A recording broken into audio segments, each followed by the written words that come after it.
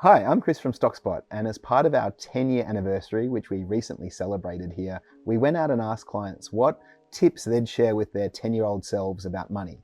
So in this video, I wanted to share the one tip that I'd go back in time and share with the 10-year-old Chris from many, many years ago. And that is that the discipline to do nothing when it comes to investing is an enormous superpower.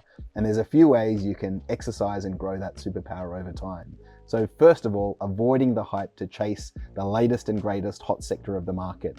Over my time in investing, that's changed from mining stocks and uranium stocks to biotech to tech. There's been all sorts of sectors that have been hot at different points in time, but it's all just a big distraction from the long-term investing game. So try and avoid those temptations, and it's going to put you in a lot better stead. And if you really need to have a bit of skin in the game in those areas, make it a very small part of your portfolio and keep the majority in index funds where you're guaranteed to grow your wealth over the long run and not have to endure huge drawdowns in your portfolio. So that would be the first tip. The second one is try and resist the temptation to log in and check your investments every day.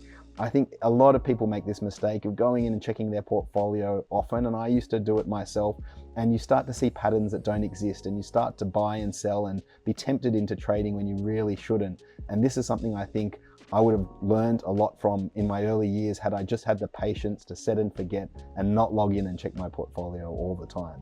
And then the final part of this great superpower of doing nothing, I think, is that you can use taxes as your advantage when it comes to investing. Now in Australia, there's a great tax benefit of holding investments for at least 12 months.